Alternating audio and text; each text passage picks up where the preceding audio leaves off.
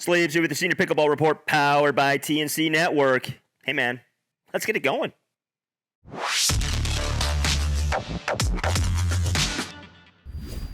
Today we speak with Michael Borass of pickleballtours.com, going all over the world, taking pickleball to really cool destinations and doing a little yoga as well. So stay tuned for that. Consider subscribing to our channel if you like this content.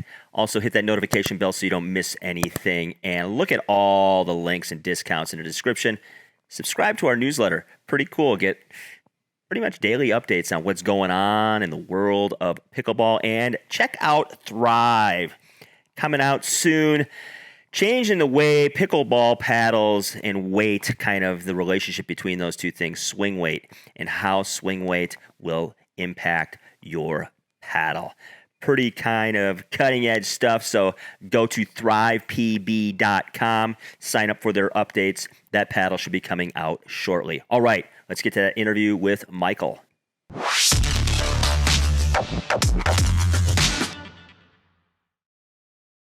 Welcome to the Senior Pickleball Report, Michael Borass. Thanks, Mike. Appreciate you having me on. Absolutely. Before we get into the fun stuff, which is, travel and what you do when you travel with your group and all the cool things that go with that and where you're going, let's talk about how this all began for you because, pickleball clearly has taken over the minds of many of us. And how did this crazy little wiffle ball game sort of infiltrate your life? It's amazing, isn't it? I mean, it really is. The growth that we're seeing, it's just phenomenal. It's super exciting. And I think for my business, I was telling a friend yesterday that I'm kind of catching it right at a great time. Even though, I had discovered the sport in 2019, that's really when my journey started. So I had retired the year before from a corporate position. I was pretty burned out. And I was already teaching some tennis, and I lived in Minneapolis, and I worked at a club called Lifetime Fitness, which is a large chain of clubs. And Lifetime's getting into a lot of pickleball events as well. Right. So then I transitioned over to teaching pickleball at Lifetime.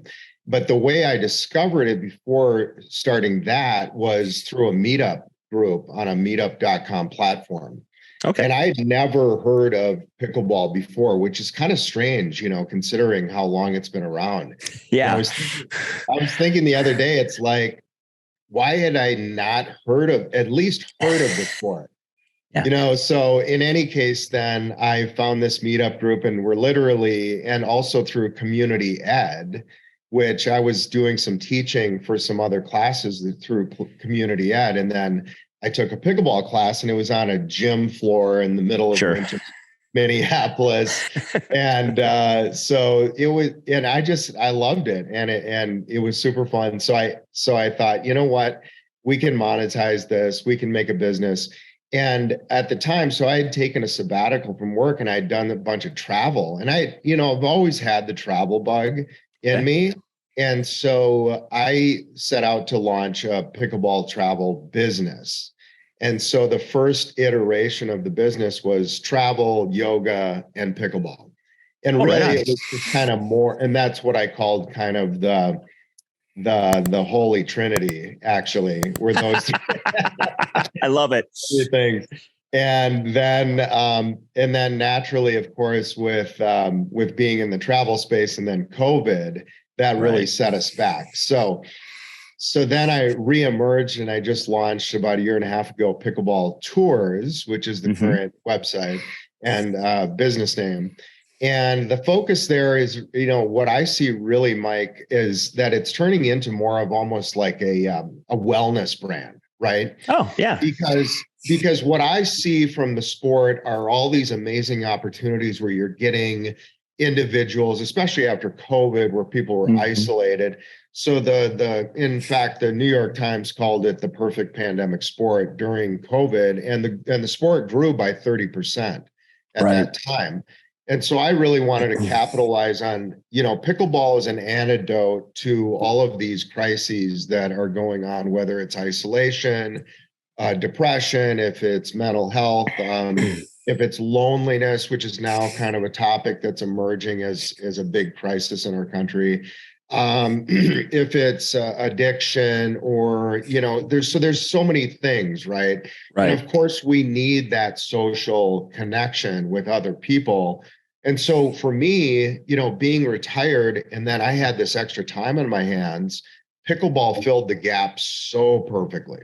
And it was Right. just like, it was almost like this magical thing that just appeared, during my retirement. And then I Right. thought, okay, now let's travel and let's get out there and see some other places.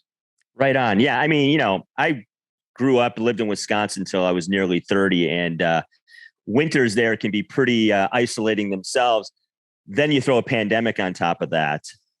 And Absolutely. there's nowhere to go. And, everything suffers, like you've mentioned, obviously your physical health can suffer, your mental health and your emotional health and all those things. And, I think you've hit it on the nose. It's a perfect opportunity really for people to get out, not only to play, but then to see other places. And then at the same time, if you throw things like yoga because it's a very mindful sport, you can't just sort Exactly. of breeze through it, because in a couple seconds, all of a sudden you're down like 6 zip if you're not being very mindful and intentful about what Right. you're doing out there. So talk about really Right. kind of combining the things that you're doing, the Yeah. travel, the pickleball, and the yoga. Yeah, so the yoga really for me, that was for my own purposes of just kind of getting in the moment, being Yeah. present. And then I discovered that there's all these connections to, like, when you're up at the kitchen, if you're being a little more mindful in those stressful situations, it allows you to be more focused, slow down. I also Yes. teach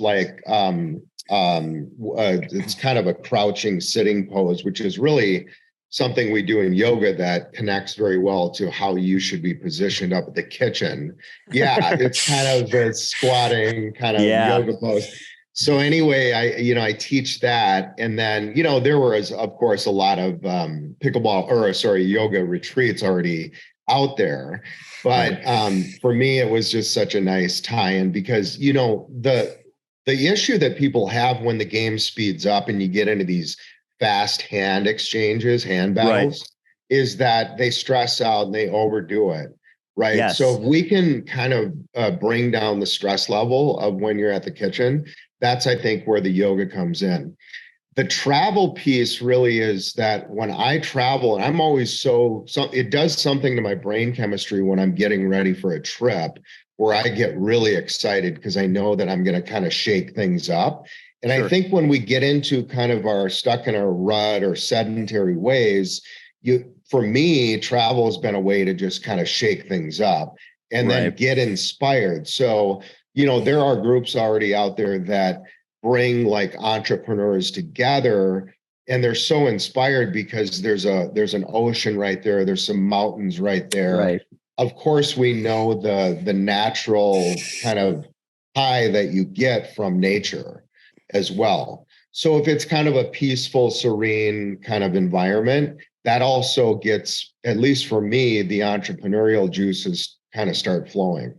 Absolutely. And, you've mentioned a couple things. Obviously, when you're talking about yoga, this sport, the way it's evolved is efficiency of movement. And I think really yoga, and I've delved in and out of yoga and I'm back in it again, doing, some things because of my back and my lower body and moves Right. some lunge moves, crossover things, some twisting, just an efficiency of movement. And I've just noticed from the little bit I've gotten back into it, when I play, I'm like, oh, that is not as stressful of a move for me to make because I'm doing these things in between play.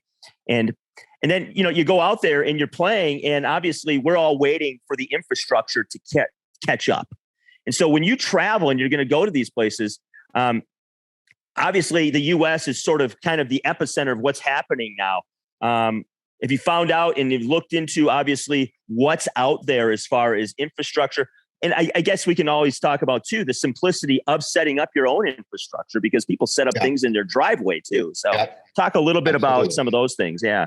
Yeah. And let me just kind of go back and touch on the yoga, because so for me, I was getting a lot of these individuals when I was teaching that were kind of mid-career or exiting the workforce. Of course, we know that COVID accelerated a lot of retirements. Right. We have 10,000 people turning 65 every day in the US. And when I first started pickleball, the average age of the pickleball player was around 67 years old. Okay. Yeah. And so, I had a lot of students coming up to me and say, Michael, I worked at a desk, I was sitting on airplanes, I worked in the hotel, lobby or whatever, and I need to relearn how to use my body again. Yeah. So the tagline for the business became promoting the movement of travel. So in other words, we're going to get out, we're going to move, and we're going to stretch out our body. The other thing I noticed, Mike, is that, and now we're hearing a lot of press about all the injuries and what's that, how it's driving up healthcare costs in the US, just because you have this abundance of pickleball players that are out there tweaking or whatever, they're guilty. We've all done it. And so the other thing I noticed there, Mike, was that I was having a hard time getting my students to stretch before playing or doing some kind of warm up. Yeah. And I went out and I played a squash tournament, typical middle-aged weekend warrior, and I blew out my Achilles. And and that's a brutal injury, by the way. That's long term. I didn't know if I was going to come back from that, honestly. Yeah. I was running marathons at the time, so I was devastated. Yeah. So then my whole kind of mantra became, let's do a warm up, let's stretch it out. I always say that our muscles are like filet mignon when we're young, and they're like beef jerky when you're old. Right on. And so I've partnered with a company called Stretch Lab, and they have franchises. So they do assisted stretching. So they've come out to some of my events and actually done assisted stretching. So then as far as the infrastructure question, so I'm really keen on Europe. I mean, Central Europe is really kind of my favorite place in the world. Okay. That's where our ancestors come from. It's just, there's some vibe that I get when I go there. Yeah. So, as far as infrastructure, a lot of these operators and providers are now discovering that, look, if we don't have pickleball amenities, then we're losing out on a big market. And so, we're looking at the resorts that are, top rated and really kind of cater to a certain niche kind of audience that we're targeting. But there's a lot of, so there's about 30,000 players now in Europe. Okay. I played in the Bainbridge Cup, which was 4 or 5 years ago when I first started playing, and there was about 5,000 players in Europe. Okay. So now what you find when you go to Europe is that they're saying, okay, yeah, we play a lot of padel or paddle, as they call it. Those people can also they're great pickleball players, by the way. And so we're seeing Europe coming online with more. So now we have a tour. I'll be taking this next month in September. And that is the first river cruise tour operator that has a pickleball court on the ship. New paddle company, Pickle, PCKL, great paddle line, great price points. Anything you want from starter paddle to intermediate to a pro series high level paddle. Check them out. Get 15% off using my discount code. Pickle. It's the future. Are you looking to stay up to date on the latest pickleball news and tips? Look no further than the Sleeve Senior Pickleball Report newsletter. Get the scoop on the sport, learn how to stay healthy while playing, and find out about upcoming tournaments. Subscribe now to get all the pickleball info you need. Wow. So if you want to see Europe's most iconic cities and play pickleball on a ship, then go to pickleballtours.com. Right on. Let's get you set up for next year. Yeah. The other one then, Mike, is that naturally with a lot of Americans and expats, Mexico is a great destination. Right. And then I'm looking at Colombia as well as a potential. And that's a really cost effective way to put on a very nice event and not break the bank. Right. Absolutely. So where do you see this going internationally? Obviously the US, like we talked earlier, is really blown up. And I have a couple that they're seasonal where I live in New Mexico and they live in London. And for them, it's not obviously as readily available. You have to go to a gymnasium oftentimes, or there's private clubs. And, unless you belong to that club, you can't necessarily get in. But, obviously padel has exploded South America, Europe. And I think that learning curve, it seems to be so much higher than pickleball, and building the infrastructure seems to be so much more pricey than, putting some tape lines basically down just to get going. So talk about what you think is going to happen internationally, North, South America, obviously, South America, Europe, and then Asia, untapped as well. Right. Yeah. And in fact, I got a note about doing something in China this morning. There's going to be some opportunity over in Asia. We are also looking at India as well as an option. Right. But the way I see it, if I look at my forecast and I say, okay, now you can't discount the strength and the potency of the American traveler, right? We love to travel, they're going to drive this next wave, I think, is that, look, if you want travelers from the US and we have a strong dollar and you want those dollars spent at your resort, well, it's probably going to be a matter of time before they start thinking about pickleball. Right. And you mentioned just kind of the low cost of entry of pickleball, which is why I really like the idea of doing some volunteer stuff. So I taught inner city tennis in Minneapolis, and we went out to some of the worst neighborhoods and taught tennis to young kids and got them off the street and got them active and so forth. So you can set up so easily. Now, the group that I play with in Bogota, Colombia, for example, they have 2 courts that are not pickleball. They're on a basketball court. They're lined. There's lines all over the place. It's crazy. Right. You don't know what ball is in or out. Right. And they are some of the happiest people I've ever met. And that's all it takes. And so, just wait and see, because, with the cost of a padel court, you compare that against pickleball. I mean, what do you need? A paddle, you need a ball, and you need a good pair of shoes. And, the desire to learn. Yeah, absolutely. And, you hit it on the nose there about happiness. I remember being in Nicaragua probably, 15 years ago, and watching kids literally play, football, soccer with a ball of tape. Amazing. And they were having the best time. And the other group of kids was doing the same thing, except, they were playing baseball and their arm was the bat. And they're just, running around. And I just remember seeing the joy of kids being outside again, because I grew up in the 70s where, that's what you did. You went outside and you played, and then you came in at night because it got dark and they had that warning on TV, it's 10 o'clock, where your kids are. And now, right. It's one of those things like get out. That's what I'm hopeful for, is that the infrastructure starts to make its way into institutions.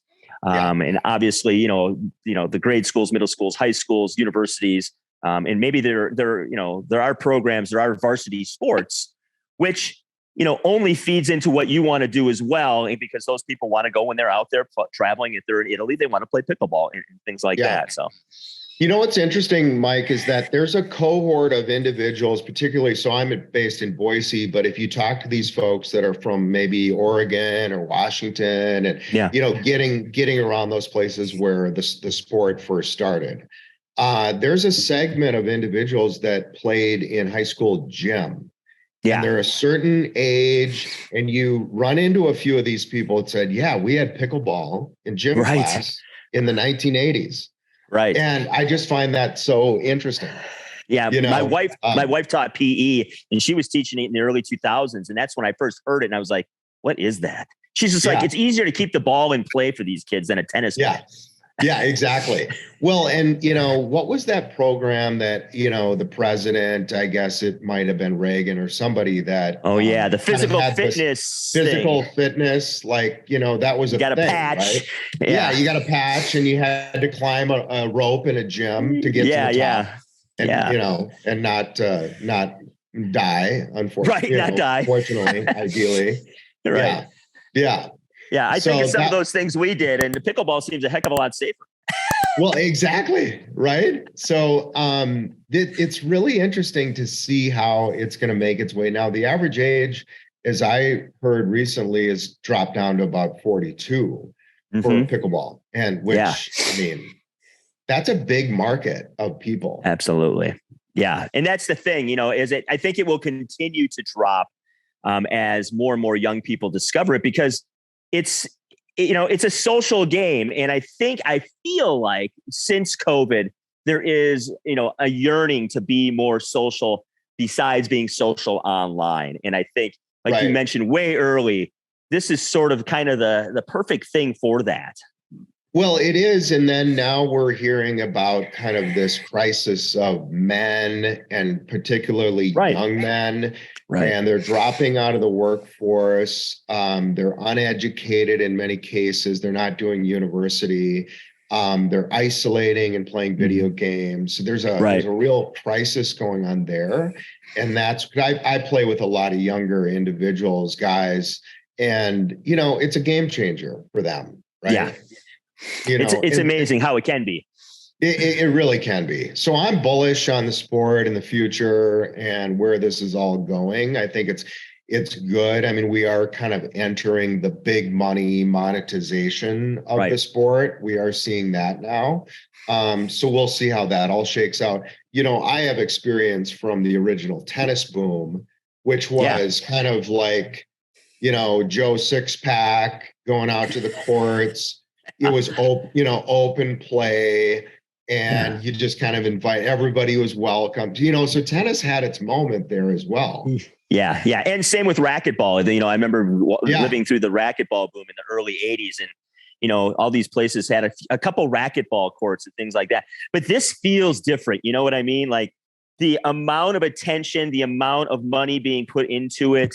I think the instant hook, so to speak, is fascinating to me too. Like, I learned this game, I played it the first time a few years ago in Lake Tahoe, and I'm not kidding. Like, this isn't anything new to anybody. I hit one ball and I was like, holy crap. Like, what was that feeling? Like, what was that? And then, I live in the middle of nowhere, and I thought, well, when am I going to do that again? So let's wrap up. Let's talk about what your hopes are for the business itself and pickleball in general, where you see this going over maybe the next year or two for you and the sport.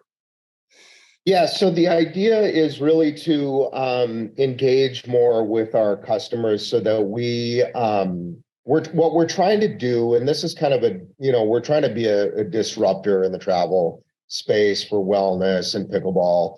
There's a lot of groups out there that if you want to level up your game, and become a 5-0 or a 4-5 or whatever, then go do that. But that's not really the target audience that we're going after. I mean, yes, of course, there's pickleball, there's instruction. You're going to get your pickle in the morning. But these are really vacations plus pickleball. Yeah. So we want to, and we want to build our own groups. In other words, someone comes to me and says, Michael, I love what you guys are doing, and we want to go to Turks and Caicos. I've got an anniversary party, and we're looking to build this group out specifically amongst our network. Right. And so the tagline there is that we're calling it, we build trips for groups. Right. Okay. So not really having a venue first, and then we go out and recruit a bunch of people, and then you have disparate skill sets, personalities, all this other stuff. And while we like the idea of having, people meet other people and so forth, the social, aspect of pickleball is very powerful. But it just does, for us as instructors, really makes it easier if we just have, a group that's kind of within the same level. Right. Absolutely. Yeah, I would think so, because obviously you can only have so many people running around and, showing people different skills. And some people, it just takes them longer. I was a high school teacher. So that was the thing, is figuring out what skills kids had and then trying to break that down and, running around to each group, which again can be exhausting, and the other groups can suffer because of that as well. So. Yeah. Well, and the idea really, so Mike, we're trying to really tap into our customer intelligence and understand really who they are. So in a perfect scenario, I've got, 100 key customers that come to me and say, Michael, we're ready now for a group trip. Here's where we want to go. Here's the life milestone event that we're looking at. And then we provide all the logistics, guidance, in pickleball instruction, yoga, or whatever it is that you want, right? Right on. So we'll go through a really thorough consultative kind of intake process to understand what our customers really want. So it becomes very customized. Well, that's the key. So it's curated, customized, and concierge, service that we're providing. Right on. Well, hey, Michael, I appreciate your time. And obviously the sport's going to keep doing gangbusters for a while. It doesn't seem to be letting up. And I love what people are doing and taking shifts in their own lives to make these new journeys and these new steps forward. And you're one of those people, and you're doing some pretty cool, exciting stuff that people can get out there and, see the world and get their pickleball habit. And then obviously not hurt themselves if they can do some yoga, which I'm starting to get into. That's right. Exactly. Yeah, we really do hope to kind of change some lives along the way in the process and do some good. And, I worked for a company that had a philanthropy model, and I've kind of mimicked that a little bit with this business. And so, at the end of the day, we want to change, do some good and, help people improve. And, so for our example, our trip to Mexico coming up here in December, we're kind of calling it, starting off your 2024 on a good foot. Maybe you're eat a little healthier, set a resolution to improve your pickleball, maybe reduce alcohol, whatever it is. To become kind of a better version of yourself. So that's what we're doing in December.